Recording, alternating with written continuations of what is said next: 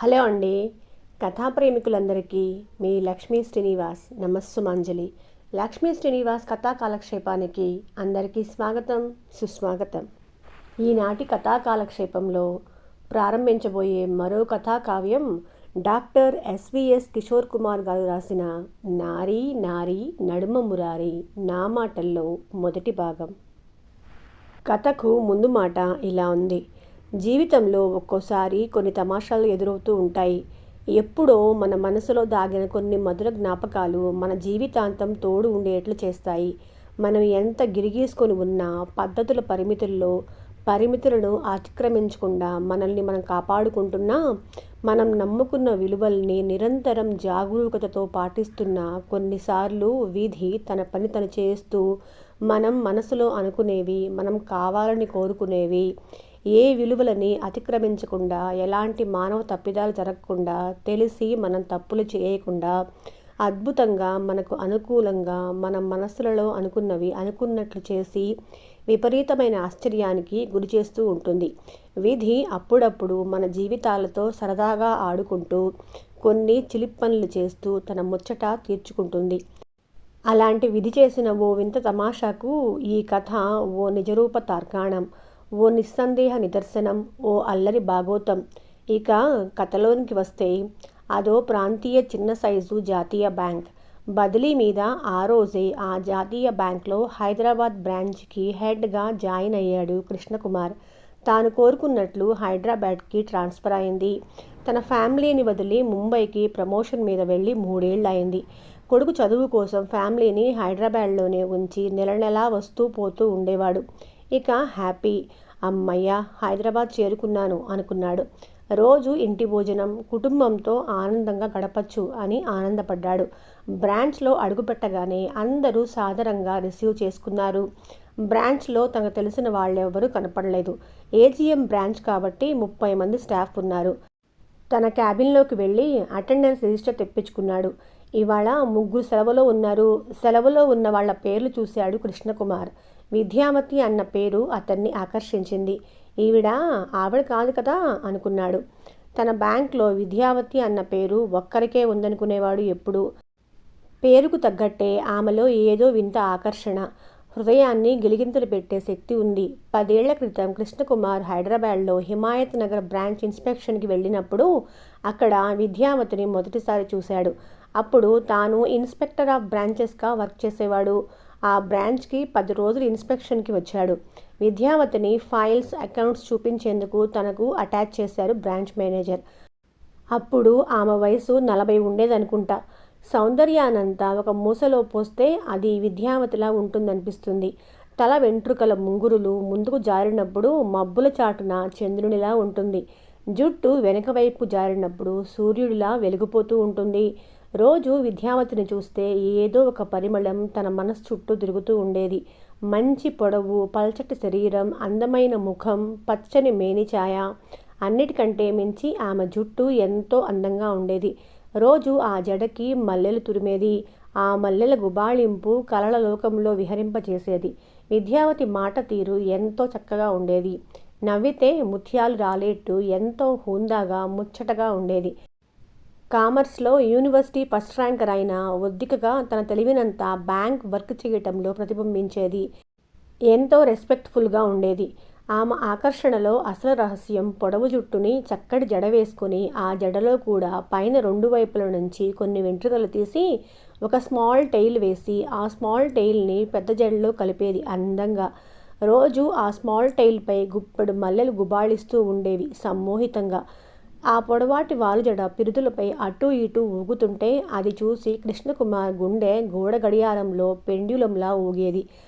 అలా ఆ branch inspection 10 రోజులు విద్యావతిని చూస్తూ రాత్రులు నిద్రపట్టగా సతమతమవుతూ ఉండేవాడు. పక్కనే భార్య ఉన్న కళ్ళెదుట కలలో కూడా విద్యావతి, ఆమె స్మాల్ టెయిల్, గుప్పెడు మల్లెలు కనిపిస్తూ ఉండేవి. నిద్రలో ఆమె పేరు కలవరిస్తానేమో అని భయంగా ఉండేది కూడా. ఇన్ని రోజుల తర్వాత మళ్ళీ ఆ పేరు అటెండెన్స్లో చూశాడు. అందులోనూ తన బ్రాంచ్లో స్టాఫ్ విద్యావతి. ఇంకేముంది, రోజు ఆమె స్మాల్ టెయిల్ చూస్తూ ఉండొచ్చు. ఎలా ఉందో విద్యావతి? అలానే ఉందా, లేక తనలో వయసు వల్ల మార్పు ఏమైనా వచ్చిందా? ఆమె గురించి ఎన్నో ఆలోచనలు ఆశగా మనసు చుట్టూ తిరుగుతూ ఉన్నాయి. ఏదో తెలియని ఆనందం గుండె లోతుల్లో సుళ్ళు తిరుగుతూ ఉంది. సబ్ మేనేజర్ని పిలిచి అడిగాడు. ఇవాళ 3 లీవులో ఉన్నట్లు కనపడుతుంది. ఎప్పుడు వస్తారు వాళ్ళు? ఎంతవరకు లీవ్ పెట్టారు అని. విద్యావతి పేరు ఒక్కటే అడగకుండా లీవ్లో ఉన్న వాళ్ళందరి గురించి జనరల్గా అడిగినట్లు అడిగాడు అనుమానం రాకుండా. Rajyalakshmi madam maternity leave sir. Rajarao ఈ వీకెండ్ వరకు లీవ్ అని చెప్పాడు. విద్యావతి మేడం రేపు వస్తుంది సార్. సబ్ మేనేజర్ని కూర్చోమని ఒక్కొక్కరి గురించి అడిగాడు.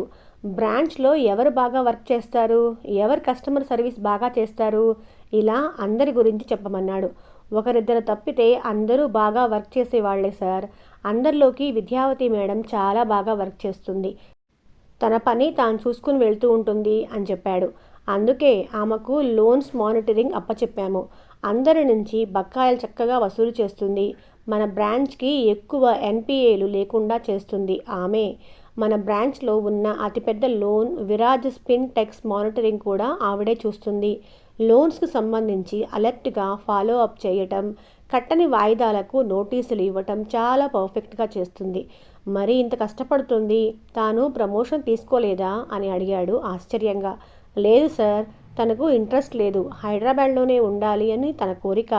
హస్బెండ్ జాతీయ బ్యాంక్లో chief manager, senior manager promotion మీద కరీంనగర్కి నెల క్రితం ట్రాన్స్ఫర్ అయ్యాడు.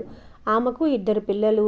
పిల్లల చదువు కోసం హైదరాబాద్లోనే ఉంది. 2 పిల్లలు ఇంజనీరింగ్ పూర్తి చేశారు. అబ్బాయి ముంబైలో జాబ్ చేస్తున్నాడు. అమ్మాయి పై చదువులకు అమెరికా వెళ్ళింది అంటూ చెప్తున్నాడు. ఇంతలో ఎవరో పిలిస్తే క్యాబిన్ నుంచి వెళ్ళాడు సబ్ మేనేజర్. అతని మాటలు విన్నంతనే విద్యావతిని వెంటనే చూడాలనిపించింది. అబ్బా, రేపటి వరకు ఆగాలి అని ఫీల్ అయ్యాడు కృష్ణకుమార్.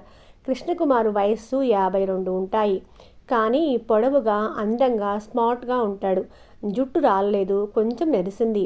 కాబట్టి వారం వారం కలర్ వేస్తాడు. అతడికి ఒక్కడే అబ్బాయి. బీటెక్ ఫైనల్ ఇయర్ చదువుతూ ఉన్నాడు హైదరాబాద్లో. మొదటి రోజు బ్రాంచ్లో బిజీగా గడిచింది కృష్ణకుమార్కి. అందులోనూ అది కోటి main branch, heavy business branch అది. ఎంతోమంది కస్టమర్స్ ఉన్నారు ఆ బ్రాంచ్కి. 100 ఏళ్ల క్రితం పెట్టిన బ్రాంచ్ కాబట్టి రోజు చాలామంది కస్టమర్స్ వస్తూ ఉంటారు. లోన్స్ చాలా ఇచ్చారు ఆ బ్రాంచ్లో. లోన్స్ డిపార్ట్మెంట్లోనే 10 మంది స్టాఫ్ అన్నారు. విద్యావతి లోన్ మానిటరింగ్ చూస్తుంది. అంటే వాయిదాలు క్రమం తప్పకుండా కట్టించడం అన్నమాట. ఈ మధ్య కాలంలో రుణాల బకాయిలు బాగా ఎక్కువయ్యాయి. అందుకే బ్యాంక్ స్టాఫ్ లోన్ కస్టమర్స్ వెంటపడుతూ ఉండాలి బకాయిలు వసూలు చేసేందుకు. అప్పుడే వాళ్ళు తప్పించుకోకుండా కడుతూ ఉంటారు. చిన్న లోన్ కస్టమర్స్ చాలా బుద్ధిగా కడుతూ ఉంటారు. లోన్ క్లోజ్ కాగానే మళ్ళీ బ్యాంక్ వారు లోను రెన్యువల్ చేస్తారు కాబట్టి వారితో ఎప్పుడూ ఎటువంటి ఇబ్బంది ఉండదు. ఇబ్బందల్లా పెద్ద లోన్ కస్టమర్స్తోనే. వారితో చాలా జాగ్రత్తగా డీల్ చేయాలి. ఈ మధ్యకాలంలో పెద్ద లోన్స్లో ఎక్కువ భాగం నిరుపయోగమైనవిగా మారటం వల్ల బ్యాంకులు చాలా నష్టాలు చవిచూడాల్సి వస్తుంది. అందుకు అసలు కారణం బ్యాంక్ సిబ్బందిలోని పై అధికారులు కొందరు లంచాలకు అలవాటు పడి ఇష్టం వచ్చినట్లు రుణాలు మంజూరు చేయటం వల్లనే అన్ని జాతీయ బ్యాంకులకు అతిపెద్ద తలనొప్పిగా మారింది. అటువంటి వాళ్ల వల్ల కొంతమంది బ్రాంచ్ మేనేజర్లు కూడా డిస్మిస్ అయ్యి ఇళ్లకు వెళ్లారు. కొందరు సిబిఐ కేసులతో బాధపడుతున్నారు. ఆ అవమానం భరించలేక కొందరు ఆత్మహత్య కూడా చేసుకున్నారు. కొంతమంది బ్రాంచ్ మేనేజర్లు, పై అధికారులు, జోనల్ మేనేజర్లు చెప్పిన రికమెండేషన్స్తో రుణాలు మంజూరు చేస్తారు. అసలు ఆ రుణాలు ఇవ్వచ్చో ఇవ్వకూడదో కూడా ఆలోచించరు. మేనేజర్స్ చాలామందికి ప్రమోషన్స్ మీద మోజు ఉంటుంది. అందుకోసం తమ ఉద్యోగాలను, జీవితాలను కూడా పణంగా పెడతారు. వారి బలహీనతను ఆసరాగా చేసుకొని జోనల్ మేనేజర్ల చేత అవకతవక రుణాలను మంజూరు చేయించి వాళ్ళు మాత్రం తప్పించుకుంటారు. జోనల్ మేనేజర్లలో ఎక్కువ మంది లంచగొండి అధికారులు తయారయ్యారు. కృష్ణకుమార్ లాంటి నీతి నిజాయితీ అధికారులు అటువంటి ప్రలోభాలకు లొంగకుండా తమ ఉద్యోగాలను జాగ్రత్తగా కాపాడుకుంటూ బ్రతుకుతున్నారు. ఆ రోజు బ్రాంచ్కి వచ్చిన కొంతమంది పెద్ద కస్టమర్స్ని క్యాబిన్లోకి పిలిచి మాట్లాడాడు. అందరూ ఎంతో మంచి ఒపీనియన్ ఇచ్చారు బ్రాంచ్ గురించి. అందరికీ హామీ ఇచ్చాడు, ఇంకా మంచి కస్టమర్ సర్వీస్ అందచేస్తాను అని. అందరూ హ్యాపీగా ఫీల్ అయ్యారు. పొద్దున జాయిన్ అవుతూనే రిఫ్రెష్మెంట్స్ తెప్పించాడు. బ్రాంచ్ స్టాఫ్కి, కస్టమర్స్కి ఇచ్చేందుకు. అది ఎంతో మంచిదైంది. అందరికీ నచ్చింది కూడా. జోనల్ మేనేజర్కి, జోనల్ ఆఫీసులో ఎగ్జిక్యూటివ్స్కి ఫోన్స్ చేసి మాట్లాడాడు రిపోర్ట్ చేసినట్లు. అందరినీ పర్సనల్గా వచ్చి కలుస్తానని చెప్పాడు. అందులో చాలామంది కృష్ణకుమార్కి తెలిసిన వాళ్లే. కృష్ణకుమార్ బ్యాంక్లో చేరి 3 దశాబ్దాలైంది. చాలా వరకు స్టాఫ్ పరిచయమే అతనికి.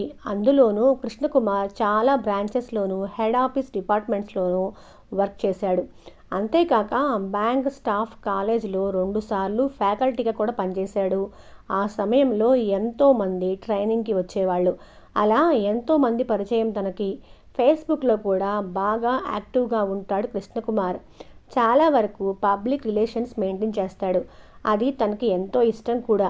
కృష్ణకుమార్ భార్య రేణుక గృహిణి. తను కూడా బాగా చదువుకుంది. తెలుగు సాహిత్యంలో అందవేసిన చెయ్యి.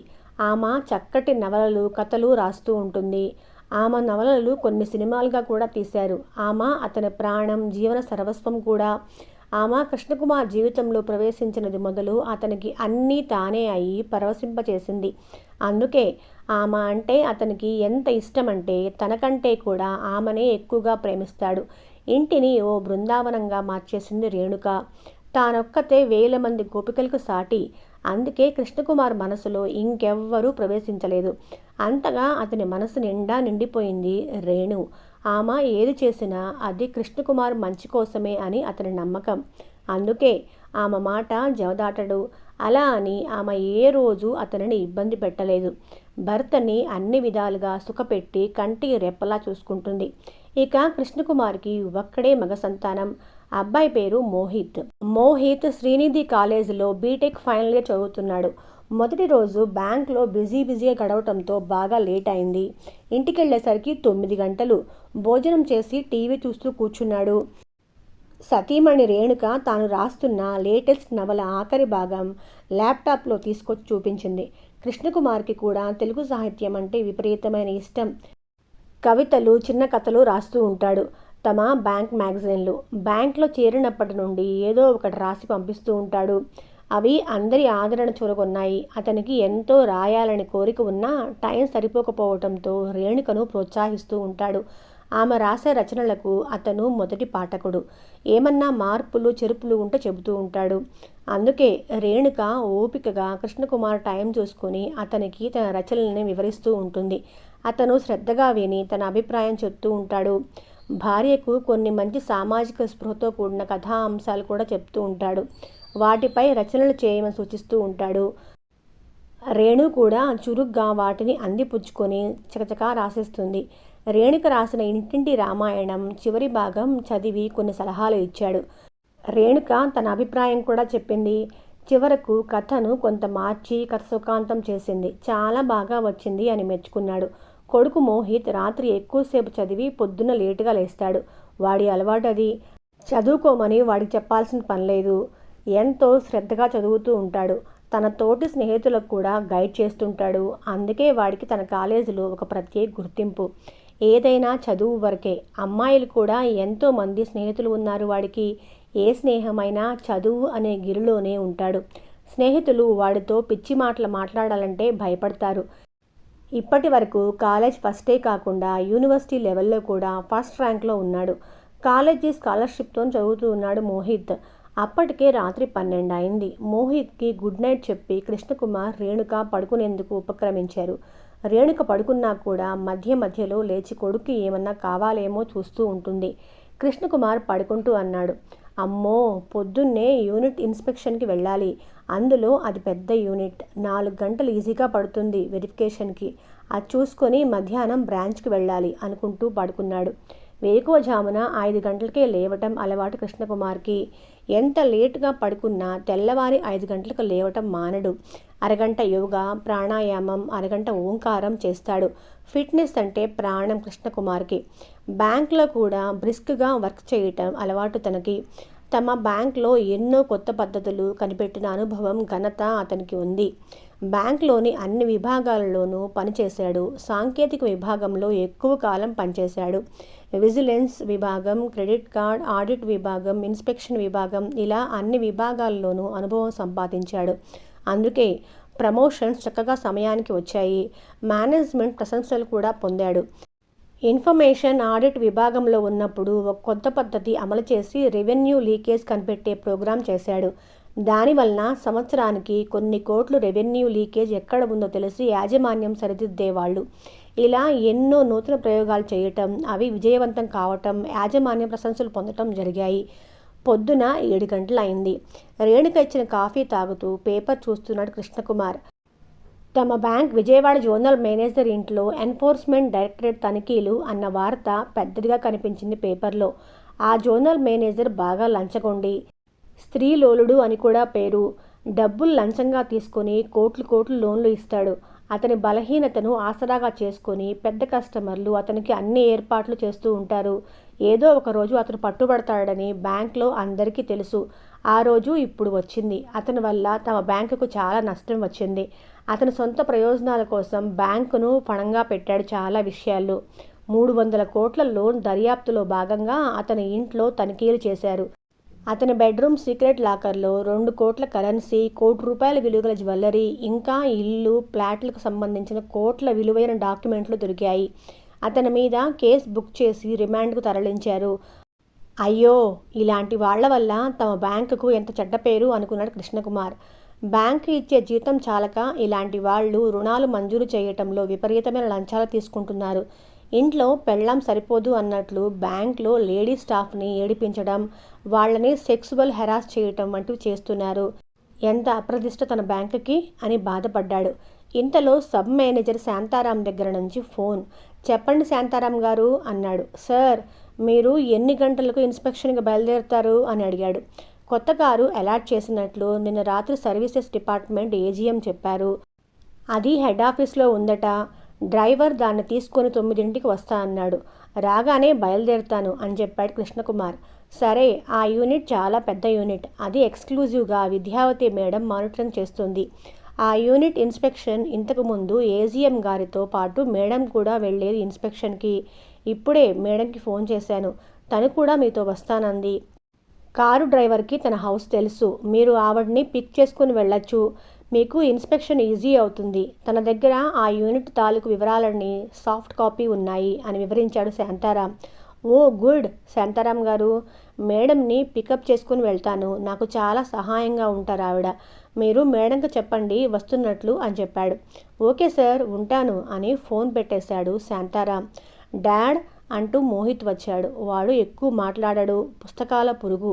ఎప్పుడు సబ్జెక్ట్ బుక్స్ ఏదో చదువుతూ ఉంటాడు. ఎవ్వరూ చెప్పే పనిలేదు. తన లక్ష్యం తనకు తెలుసు. చెప్పు మోహిత్, ఏంటి విశేషాలు? ఎలా ఉంది నీ స్టడీస్? ఫైనల్ సెమిస్టర్ కదా ఇప్పుడు అన్నాడు. ఎస్ డాడ్, ఆన్లైన్లో GRE, టోఫెల్ మార్క్స్ వచ్చాయి అంటూ వివరించి చెప్పాడు. ఓ, చాలా గ్రేట్ రా, చాలా మంచి మార్క్స్. నీ అకాడమిక్ రికార్డ్స్తో పాటు ఇవి కూడా బాగా హెల్ప్ చేస్తాయి. మంచి యూనివర్సిటీలో MS సీట్ వస్తుంది. పొద్దున్నే చాలా మంచి న్యూస్ చెప్పావు. హార్టీ కంగ్రాట్స్ రా, కీప్ ఇట్ అప్ అన్నాడు. థ్యాంక్ యూ డాడ్ అని తండ్రి పాదాలకు నమస్కారం చేశాడు. బ్లెస్ యూ రా. సో త్వరలోనే అమెరికా వెళ్తున్నావు. గుడ్. నీ ఆశయాలు నెరవేర్చుకో చక్కగా అని భుజం తట్టాడు. స్నానానికి లేవండి అంటూ వచ్చింది రేణుక మరో కప్పు కాఫీతో. విజయవాడలో సొంత ఇల్లు ఉంది కృష్ణకుమార్కి. విజయవాడలో పనిచేసేటప్పుడు స్థలం కొని 2 అంతస్తులు వేశాడు బ్యాంక్ లోన్తో. ఇప్పుడు అందులో తన తమ్ముడు, వాడి ఫ్యామిలీ, తల్లిదండ్రులు కూడా వాడితోనే ఉన్నారు. తమ్ముడు విజయవాడలో ఎలక్ట్రిసిటీ డిపార్ట్మెంట్లో వర్క్ చేస్తున్నాడు. బ్యాంక్ వాళ్ళ 2వ హౌసింగ్ లోన్ స్కీమ్లో హైదరాబాద్లో కూడా ఒక 3 బెడ్రూమ్ అపార్ట్మెంట్ కొన్నాడు కృష్ణకుమార్. తను ముంబైలో ఉన్న రేణుక, మోహిత్ అందులోనే ఉండేవాళ్ళు ఇబ్బంది లేకుండా. కాఫీ తాగేసి స్నానానికి లేచాడు. స్నానం చేసి ఓ అరగంట పూజ చేశాడు. ఇంతలో డ్రైవర్ నుంచి ఫోన్. సార్, కారు తీసుకున్నాను. డిపార్ట్మెంట్ వాళ్ళు మీ అపార్ట్మెంట్ అడ్రస్ ఇచ్చారు. ఇంకో 20 నిమిషాల్లో అక్కడ ఉంటాను అన్నాడు.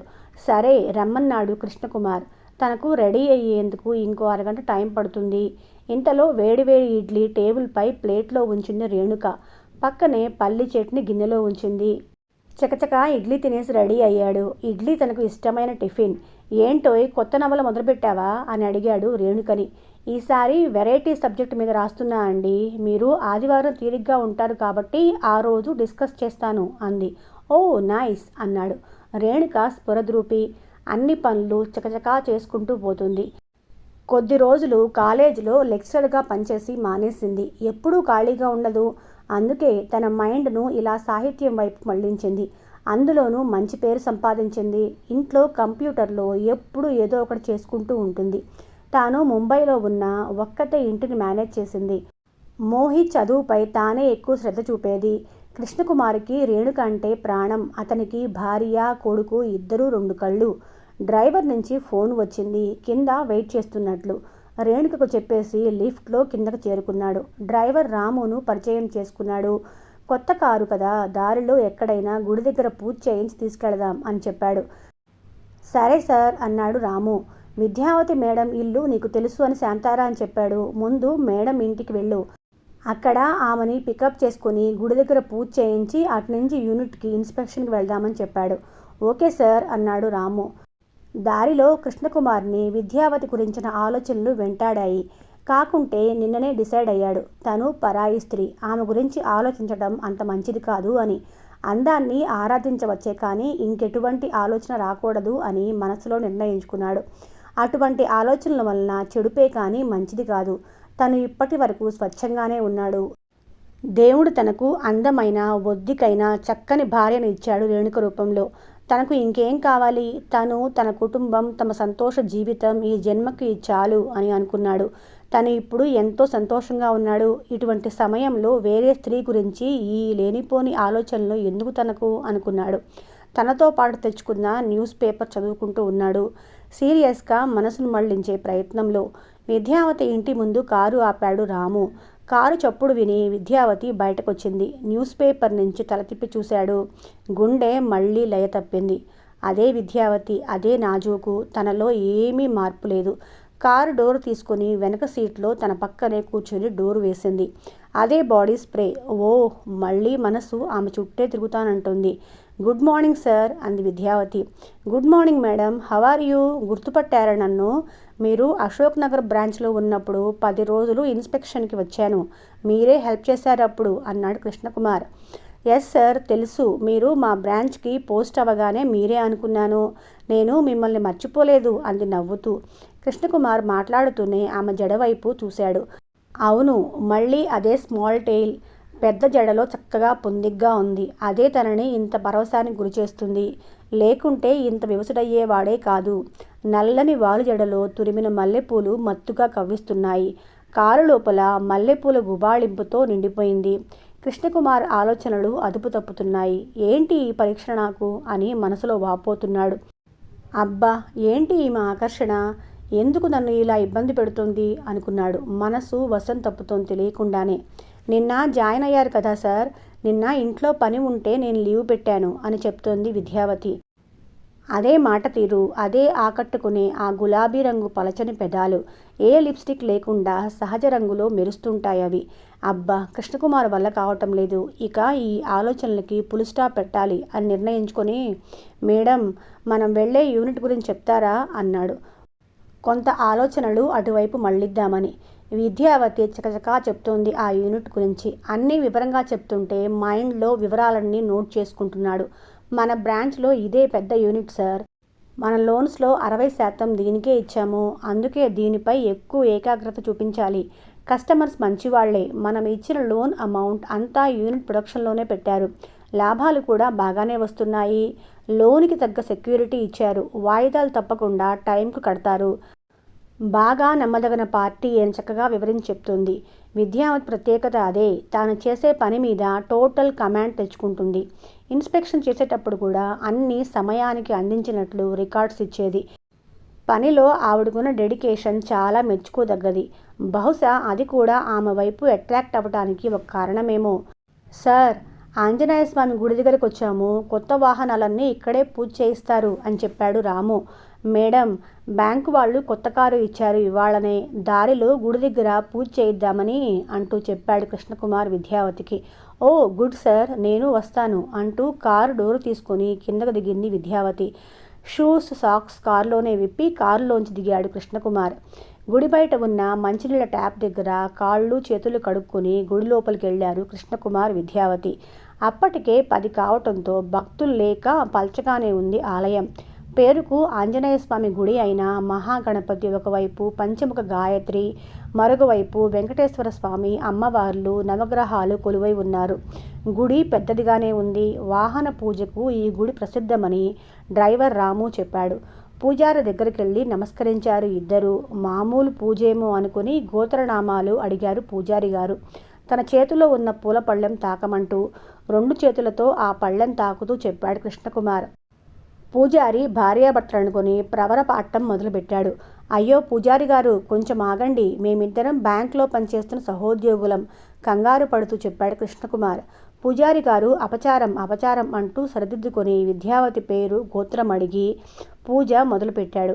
కృష్ణకుమార్ మాటల కంగారు చూసి విద్యావతి నవ్వుకుంది. భలేవారే మేనేజర్ గారు అనుకుంటూ. తీర్థప్రసాదాలు తీసుకొని కళ్ళకద్దుకుంటూ పూజారికి చెప్పాడు కృష్ణకుమార్. కొత్త కారు బ్యాంక్ వారు ఇచ్చింది, బయట ఉంది, మీరు వాహన పూజ చేయాలి అన్నాడు. తప్పకుండా అంటూ పూజారి వస్తువులు తీసుకొని బయటకొచ్చాడు. చక్కగా పూజ చేసి కారుకు పూలమాల వేయమన్నాడు కృష్ణకుమార్ని. దానితో కొత్త అందం వచ్చింది కారుకి. టైర్ల కింద నిమ్మకాయలుంచాడు రాము. పూజారి ఇచ్చిన పూలను జడలో తురిమింది విద్యావతి.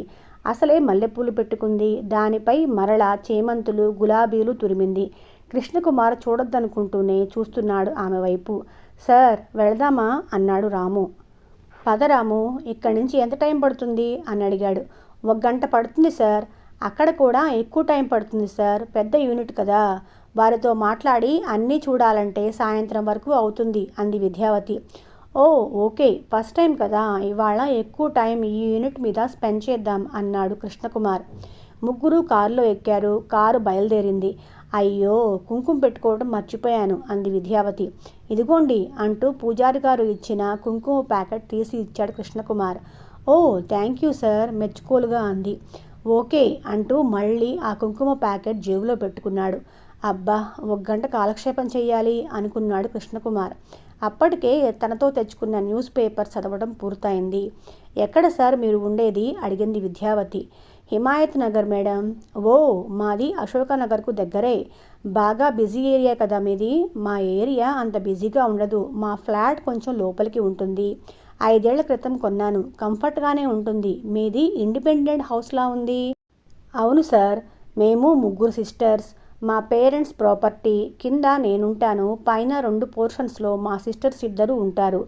ఓ చాలా ప్రైమ్ ప్రాపర్టీ, రోడ్డు మీదే ఉంది మీ ఇల్లు. గుడ్ అన్నాడు. మీ వారికి ప్రమోషన్ మీద కరీంనగర్ వెళ్ళారని చెప్పారు శాంతారాం. అవును సార్, సీనియర్ మేనేజర్ ప్రమోషన్ వచ్చింది. లాస్ట్ మంత్ వెళ్ళారు. వీకెండ్స్ వస్తూ ఉంటారు తను. సో మీరు ట్రాన్స్ఫర్స్ మీద అక్కడికి వెళ్తారేమో త్వరలో. నో సార్, నాకు ఇంట్రెస్ట్ లేదు. మా పెద్ద సిస్టర్ విడో, ఒక్కతే ఉంటుంది. ఆమెకు హెల్ప్గా ఉండాలి నేను. ఇంకొక సిస్టర్కి ట్రాన్స్ఫర్ డ్యూ ఉంది హైదరాబాద్ నుంచి. అందుకే నేను కరీంనగర్కి వెళ్ళే ప్లాన్ లేదు. మీ పిల్లలు ఏం చేస్తుంటారు అని అడిగాడు. పెద్దబ్బాయి శ్రీకాంత్ ఇంజనీరింగ్ పాస్ అయ్యి ముంబైలో వర్క్ చేస్తున్నాడు. పాప శ్రీష ఎంఎస్ చదివేందుకు వెళ్ళింది. తను 2 నెలల క్రితమే వెళ్ళింది. ఓ నైస్. మావాడు కూడా ఎంఎస్ చదివే ప్లాన్లో ఉన్నాడు. నిన్ననే జిఆర్ఈ టోఫెల్ మార్క్స్ వచ్చాయి. శ్రీనిధి కాలేజీలో కంప్యూటర్స్ చదువుతున్నాడు. ఇప్పుడు లాస్ట్ సెమిస్టర్లో ఉన్నాడు. మా పాప కూడా కంప్యూటర్స్లో బీటెక్ పూర్తి చేసింది సార్. తనకి మంచి స్కోర్స్ వచ్చాయి జిఆర్ఈ టోఫెల్లో. అందుకే మంచి యూనివర్సిటీలో ఎంఎస్ సీట్ వచ్చింది. విద్యావతి మాటలేమో కానీ ఆ పూల పరిమళం మాత్రం కృష్ణకుమార్తగా చుట్టేస్తోంది. మీ కథలు, కవితలు మన బ్యాంక్ హౌస్ మ్యాగజైన్లో చదువుతూ ఉంటాను సార్. చాలా బాగుంటాయి కాంప్లిమెంట్ చేసింది. Thank you madam. మీరు మాటి మాటికి మేడం అనక్కర్లేదు. విద్య అంటే చాలు నొచ్చుకుంటూ అంది విద్యావతి. నాకు అలా అలవాటు లేదు. న్యూ రిక్రూట్మెంట్ అయిన ఆడపిల్లల్ని కూడా మేడం అనే అంటాను. సరే మీ ఇష్టం. నేను చెప్పేది చెప్పాను అంది. సరేనండి, అందరి ముందు మేడం అంటాను, ఎవరూ లేకుంటే విద్య అంటాను. ఓకేనా నవ్వుతూ అన్నాడు కృష్ణకుమార్. థ్యాంక్ యూ అంది నవ్వుతూ విద్యావతి. ఆ నవ్వేంటిరా బాబు అలా కవ్విస్తోంది. అమ్మ బాబోయ్, అస్సలు టెంప్ట్ కాకూడదు. ఇవి ఎప్పుడు ఇలానే ఉంటాయి తమాషాగా. ఏ మాత్రం మనసు తూలినా ఎన్నో ఇబ్బందులు తప్పవు. అస్సలు తూలకూడదు మనసులో గట్టిగా అనుకున్నాడు కృష్ణకుమార్. డ్రైవర్ రాము ఒక చెవిలో ఇయర్ ఫోన్స్ పెట్టుకొని పాటలు వింటున్నాడు ఏకాగ్రతతో రోడ్డును చూస్తూ. ఇంకా అరగంట ప్రయాణం ఉంది. కాసేపు ఇద్దరూ మౌనంగా ఉన్నారు. ఆ మౌనాన్ని చీలుస్తూ ఎలా ఉంది సార్ మీ ముంబై అసైన్మెంట్ అని అడిగింది విద్యావతి. చాలా బాగుంది. ట్రెజరీ డిపార్ట్మెంట్ కదా, చాలా కొత్త విషయాలు నేర్చుకున్నాను. షేర్స్, సెక్యూరిటీస్తో ఎలా డీల్ చేయాలి, బ్యాంకుకు ఎలా లాభాలు తేవాలి, ఇలా ఎన్నో తెలియని కొత్త కొత్త విషయాలు. చాలా ఆసక్తికరంగా ఉండేది. ప్రమోషన్ మీద ఇక్కడికి వచ్చాను, కానీ వర్క్ విషయంలో అక్కడే బాగుంది మేడం అనబోయి విద్య అన్నాడు రియాక్షన్ చూద్దామని. విద్య అన్న పిలుపుకి చాలా హ్యాపీగా కృష్ణకుమార్ వైపు చూసింది విద్యావతి. ఇలా 1-to-1 ఉన్నప్పుడు అలానే పిలవండి, ఐ ఫీల్ హ్యాపీ అంది. ఓకే అన్నాడు కృష్ణకుమార్. అసలే తను ఓల్డ్ ఫ్యాషన్డ్. మధ్యలో ఈ పేరు పెట్టి పిలవడం ఏంటో అతనికి అర్థం కాలేదు. అది పరాయి వాళ్ళని అలా పేరుతో పిలవడం అతని సిద్ధాంతాలకు విరుద్ధం. తన హ్యాండ్ బ్యాగ్ ఓపెన్ చేసి 5 స్టార్ చాక్లెట్ ఇచ్చింది. తీసుకోండి, ఇంకా అరగంట ప్రయాణం ఉంది తీసుకున్నాడు నవ్వుతూ. పాటలు వింటారా అంటూ తన మొబైల్కి ఇయర్ ఫోన్స్ తగిలించి ఒకటి తన చెవిలో పెట్టుకొని రెండోది కృష్ణకుమార్కి ఇచ్చింది చెవిలో పెట్టుకోమని. వైర్ దూరం సరిపోకుంటే విద్యావతి అతని దగ్గరగా జరిగింది. ఇలా జరగటంలో కారు కుదుపుకు ఆమె ముందుకు పడబోతే ఆమె చేతిని కృష్ణకుమార్ పట్టుకున్నాడు. థ్యాంక్ యూ అంది నవ్వుతూ. జాగ్రత్త అన్నాడు తాను నవ్వుతూ. పాట సెలెక్ట్ చేసి ఆన్ చేసింది. మధురాపురి సధన మృదువదన మధుసూదన యా స్వాగతం కృష్ణ శరణాగతం కృష్ణ అంటూ హృదయంగా వస్తుంది పాట. ఈ పాట అంటే నాకు చాలా ఇష్టం అన్నాడు కృష్ణకుమార్. ఓ, నాకు చాలా చాలా ఇష్టం. రోజుకు ఒక్కసారైనా ఈ పాట వింటాను. పడుకునేప్పుడు కంపల్సరిగా విని పడుకుంటాను అంది విద్యావతి తాను హమ్ చేస్తూ. మీ వాయిస్ చక్కగా ఉంది, మీరు పాడతారా అన్నాడు. జస్ట్ ఇంట్లోనే నాకు నచ్చిన పాటలు పాడుకుంటూ ఉంటాను.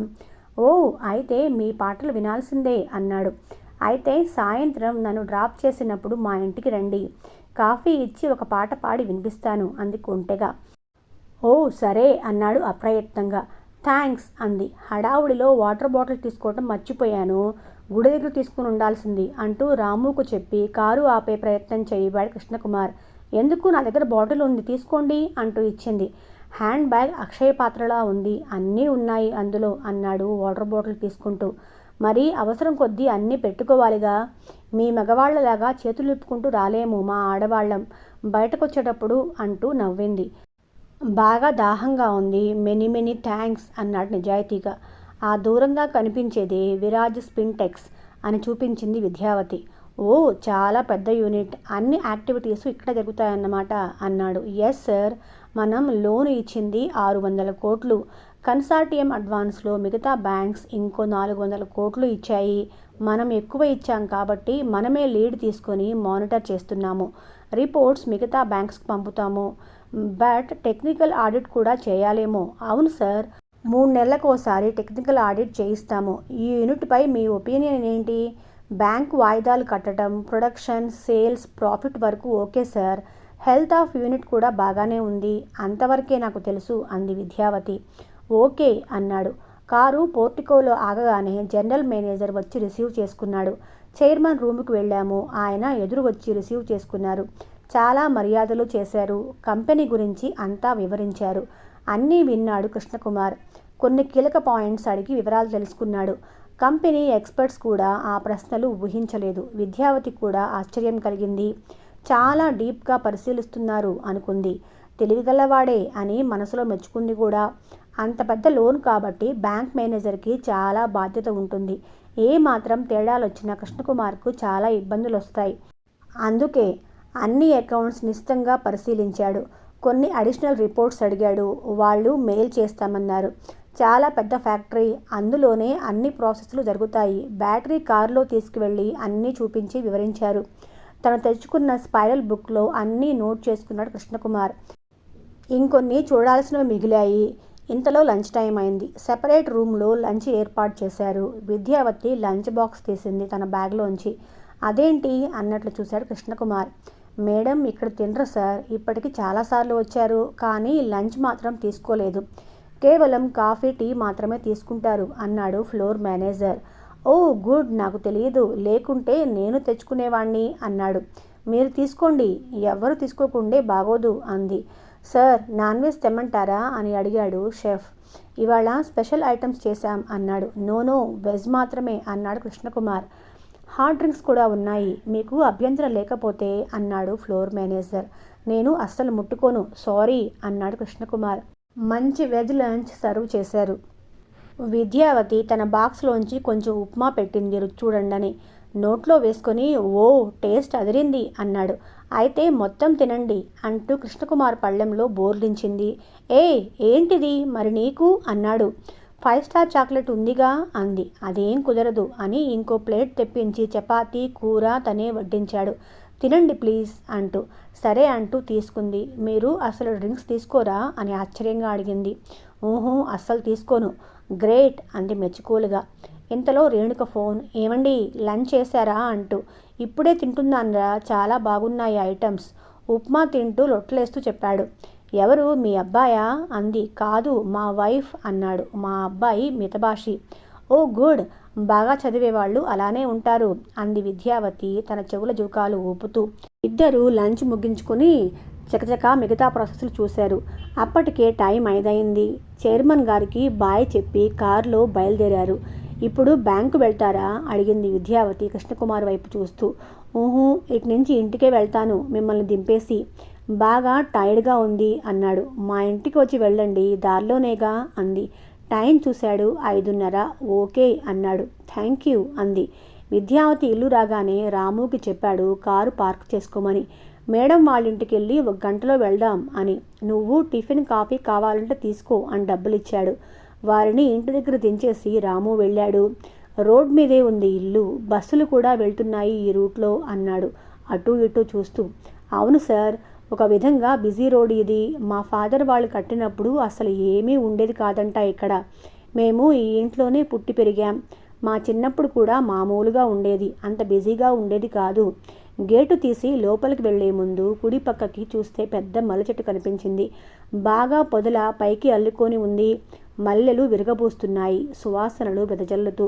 ఓ ఇదన్నమాట మీ జడలో నిత్యపూల రహస్యం. మల్లెపూలు అదృష్టం చేసుకున్నాయి అన్నాడు. ఎందుకో అంది తలుపు తాళం తీస్తూ కొంటెగా నవ్వుతూ. రోజు ఆ నల్లని వాలు జడని అలంకరిస్తున్నాయిగా, అందుకు. పర్వాలేదు. మాటల్లో రచయిత గారి రొమాంటిక్ టింజ్ కూడా బాగుంది. హాల్లో లైట్స్ వేసి లోపలికి రండి అంది. షూస్ విప్పుతున్న కృష్ణకుమార్ని వారించింది. పర్వాలేదు రండి, మళ్ళీ అవన్నీ విప్పటం ఎందుకు అంది. అప్పటికే షూస్ విప్పేసి లోపలికి వచ్చాడు. ఓకే అనుకుంటూ. ఏసీ వేసి అడిగింది. ఏం తీసుకుంటారు అని. జస్ట్ కాఫీ చాలు అన్నాడు. ఉప్మా వద్దా అంది కొంటెగా నవ్వుతూ. ఉంటే టిఫిన్ బాక్స్లో పెట్టి ఇవ్వండి, మా రేణుకు తీసుకెళ్తాను, తను కూడా టేస్ట్ చేస్తుంది మీ ఉప్మాని అన్నాడు. లేదులేండి, అంతా తెచ్చాను వచ్చేటప్పుడు. ఈసారి మీకోసం స్పెషల్గా చేసి ఇంటికి పంపిస్తాను సరేనా అంది నొచ్చుకుంటూ. ఆన్ చేసిన టీవీలోంచి భానుమతి గారి మధురమైన పాట ఒకటి వస్తోంది. నేనే రాధనోయి గోపాల అందమైన ఈ బృందావనిలో అని. లిరిక్స్ ఎంజాయ్ చేస్తున్నాడు కృష్ణకుమార్. కాఫీ తెచ్చేలోపు ఈ ఆల్బమ్ చూడండి అని ఒక స్పైరల్ బుక్ అతని చేతికిచ్చింది. ఓపెన్ చేసి చూశాడు. అన్ని రేఖా చిత్రాలు. ఓ గ్రేట్, మీరు వేశారా అన్నాడు ఆమె మొహంలోకి చూస్తూ. అవును అంది కొంచెం గర్వంగా, ఇంకొంచెం హ్యాపీగా. మొహంలో రంగులు మారుతుంటే. అది నా హాబీ, చిన్నప్పటి నుంచి నాకు అలవాటు. చూస్తూ ఉండండి, కాఫీ తెస్తాను అని కిచెన్లోకి వెళ్ళింది. ఆ పొడవాటి జడ నడుం మీద అటూ ఇటూ ఊగుతూ ఉంటే చూడొద్దనుకుంటూనే చూశాడు. మామూలు అందం కాదు ఈవిడిది. ఎంత వద్దనుకున్నా చూడాలనిపిస్తుంది. ఇదివరకెప్పుడు అదుపు తప్పని మనసు ఈమెను చూస్తే తన కంట్రోల్లో ఉండటం లేదు.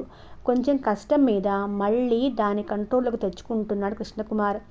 ఒక్కొక్కటిగా రేఖాచిత్రాలు చూస్తూ ఒక షీట్ దగ్గర ఆగాడు. అందులో తన పోలికలు కనిపించాయి. ఎప్పటిది ఇది అని ఆలోచించాడు. 10 ఏళ్ల క్రితం తను అశోక్ నగర్ బ్రాంచ్ ఇన్స్పెక్షన్కి వచ్చినప్పుడు వేసినట్లుంది. 10 ఏళ్ల క్రితం పోలికలు అందులో ప్రస్ఫుటమవుతున్నాయి. చాలా బాగా గీసి ఉంది. ఎవరైనా చూస్తే టక్కున నేనే అని చెప్పగలరు, అంత శ్రద్ధతో గీసి ఉంది. తీసుకోండి కాఫీ అని ట్రేలో ఉన్న కాఫీ అందించింది. థ్యాంక్ యూ అన్నాడు. తను కూడా కాఫీ కప్పుతో ఎదురుగా సోఫాలో కూర్చుంది, వాలు జడ ముందుకు వేసుకుంటూ. నా రేఖాచిత్రం కూడా చూశాను, చాలా బాగా వేశారు అన్నాడు మెచ్చుకోలుగా. థ్యాంక్ యూ అని నూనె సిగ్గుతో అంది. బుగ్గలు కొంచెం ఎరుపెక్కినట్లు కనిపించాయి కృష్ణకుమార్కి. అవును, అది మీదే. మీ ఇన్స్పెక్షన్ 10 రోజులు కొంచెం కొంచెం వేస్తూ మీరు వెళ్లేలోపు పూర్తి చేశాను. మరి నాకు అప్పుడే ఇవ్వచ్చుగా అన్నాడు. అది నా కోసం గీసుకున్నాను, మీకు వేరేది చక్కగా గీసి ఇస్తానులేండి, మీరు బ్రాంచ్ నుంచి ట్రాన్స్ఫర్ అయ్యేలోపు అంది నవ్వుతూ. అయితే రోజు నన్ను చూస్తూ గీస్తారన్నమాట. ఇక నుంచి జాగ్రత్తగా ఉండాలేమో నేను అన్నాడు. అలా ఏమీ లేదు. ఒక ఫ్రేమ్ మైండ్లోకి వస్తుంది, అది వేస్తూ ఎక్కడెక్కడ సరిదిద్దాలి అని చూస్తాను. పోలికలు కరెక్ట్గా మైండ్లోకి వస్తేనే చక్కగా చిత్రం గీయగలను అని వివరించింది. Okay okay, very good. మీ ఇంటికి రావటం వల్ల ఒక కొత్త విషయం మీ గురించి తెలిసింది. మీరు వచ్చినందుకు నేనే మీకు థ్యాంక్స్ చెప్పాలి. ఈసారి మేడం అబ్బాయిని కూడా తీసుకురండి. నా చేతి వంట మీ వాళ్ళకు కూడా రుచి చూపిస్తాను. తప్పకుండా మీరు మీ శ్రీవారు కూడా మా ఇంటికి రండి. మా ఆతిథ్యం కూడా స్వీకరించవచ్చు. ఇంతకీ మీ వారి పేరు చెప్పలేదు. ఆయన పేరు ఎస్ఎల్ఎన్ మూర్తి. ఆయన అక్క కూడా మా బ్యాంక్లోనే స్టాఫ్ డిపార్ట్మెంట్లో పనిచేసి రిటైర్ అయ్యారు. ఓ నైస్, మంచి మిత్రురాలు దొరికారు మీ రూపంలో అన్నాడు. మీ అక్కగారు పైనే ఉంటారన్నారు కదా. అవును, రాత్రి ఇద్దరం కలిసి కబుర్లు చెప్పుకుంటూ భోజనం చేస్తాం. తను కూడా కామర్స్ లెక్చర్గా పనిచేసి హస్బెండ్ చనిపోయిన తర్వాత వాలంటరీ రిటైర్మెంట్ తీసుకుంది. పిల్లలు లేరు. తనని నేనే ఎంటర్టైన్ చేయాలి. భోజనాల తర్వాత కిందకి వచ్చి ఆయనతో పిల్లలతో ఒకసారి మాట్లాడి కాసేపు టీవీ చూసి నిద్రకు ఉపక్రమించడం అంది. ఓ నైస్, బ్రేస్క్ రొటీన్ అన్నాడు మెచ్చుకోలుగా. కృష్ణకుమార్ తన కుటుంబం గురించి చెప్పాడు. భార్య రేణుక రచనల గురించి, అబ్బాయి చదువు గురించి మధ్య మధ్యలో జోక్స్ వేస్తూ నవ్విస్తూ చెప్పాడు. అప్పటికే 8 అయింది. అమ్మో, గంట పైనే కూర్చున్నాను అంటూ లేచాడు. ఎక్కువసేపు కూర్చుంటే చార్జ్ చేయనులేండి అంది నవ్వుతూ విద్యావతి. మీరు చార్జ్ చేయరు, కానీ మీ సమ్మోహన లాంటి నవ్వు, మాట్లాడేటప్పుడు ఆ పెదాలు చేసే నాట్యం తీరు భరించే శక్తి నాకు లేదు అని మనసులో అనుకుంటూ ప్లీజ్ టేక్ కేర్, రేపు బ్రాంచ్లో కలుద్దాం అంటూ బయటకొచ్చాడు. రాముకి కాల్ చేస్తే కారు తెచ్చాడు. వెంటనే మరోసారి ఆమెకు బాయ్ చెప్పి బయలుదేరాడు. దారిలో పునశ్చరణం చేసుకుంటే తన చిత్రమే అందులో ఎందుకు ఉందో కృష్ణకుమార్కి అర్థం కాలేదు. ఆమె గీసిన చిత్రాల్లో మిగతావన్నీ జనరల్గా ఉన్నాయి. జాతీయ నాయకులు, దేవుడి చిత్రాలు, తన పిల్లల చిత్రాలు అలా ఉన్నాయి. ఓపిగ్గా చాలానే గీసి ఉన్నాయి. అందులో తనదే ఆడ్ మ్యాన్ అవుట్గా ఉంది. ఆలోచనలు అటువైపు వెళుతూ ఉంటే బలవంతంగా ఆపి మనస్సు బ్యాంకు వైపు మళ్లించాడు. రేపు టార్గెట్స్ ఏమిటా అనుకుంటూ. పక్క రోజు జోనల్ ఆఫీస్కి వెళ్ళి జోనల్ మేనేజర్ని కలిసి బ్రాంచ్ గురించి అంతా వివరించాడు కృష్ణకుమార్. జోనల్ మేనేజర్ స్పెసిఫిక్గా నిన్న విజిట్ చేసిన విరాస్ ఫిన్టెక్స్ యూనిట్ గురించి అడిగాడు. తనకున్న డౌట్స్ ఆయనకు చెప్పాడు. యు ఆర్ రైట్ కృష్ణ, నాకు అదే అనుమానం. అందులో ఏదో జరుగుతుంది. వాళ్ళు ఇంకా 100 కోట్లు లోను కావాలని అడుగుతూ ఉన్నారు. సరే, నువ్వు వచ్చిన తర్వాత నీ ఒపీనియన్ తీసుకుని డిసైడ్ చేద్దామని ఆగాను. కొద్ది రోజులు గమనించు ఆ అకౌంట్ని. ఏదన్నా ఉంటే నాకు ఇమీడియట్గా రిపోర్ట్ చెయ్యి. చాలా జాగ్రత్త, ఆ యూనిట్తో పెద్దవాళ్ల హస్తం ఉంది దాని వెనుక అని హెచ్చరించాడు ఆయన. ఓకే సార్, మీ సపోర్ట్ ఉంటే చాలు. ఆ లోన్ గురించి మీకు రెగ్యులర్గా ఫీడ్బ్యాక్ ఇస్తాను అన్నాడు. Good mister Krishna, by the by, మీ బ్రాంచ్లో ఆ అకౌంట్ ఎవరు మానిటర్ చేస్తున్నారు అని అడిగాడు. విద్యావతి చూస్తున్నారు సార్. తనని అడిగాను. ఆవిడకి ఇన్డెప్త్ తెలియదు, మానిటరింగ్ వరకు చూస్తుంది. వాయిదాలు సరిగ్గా కట్టడం అలాంటివి ఓకే. హెల్త్ ఆఫ్ యూనిట్ కరెక్ట్గా అసెస్ చేయాలి అని నా ఐడియా. కరెక్ట్, మీ ఐడియాస్ ఆవిడకి కూడా చెప్పండి. తను కూడా అదే డైరెక్షన్లో ఫాలో అవుతుంది. అప్పుడు మీకు ఈజీ అవుతుంది అన్నాడు. ఎస్ సార్, కొంత రైటప్ ప్రిపేర్ చేస్తున్నాను. అది ఒక కాపీ తనకు కూడా ఇస్తాను. కథ కొనసాగుతుంది. ఆ ప్రయాణంలో మీరు కూడా భాగమయ్యేందుకు మన ఛానల్ను తప్పకుండా సబ్స్క్రైబ్ చేసుకొని నన్ను సపోర్ట్ చేయండి. అలాగే కథ ఎలా ఉందో తప్పకుండా కమెంట్ సెక్షన్లో నాతో షేర్ చేసుకోండి. నచ్చినట్లయితే తప్పకుండా లైక్ కూడా చేయండి. మళ్ళీ రేపు కలుసుకుందాం.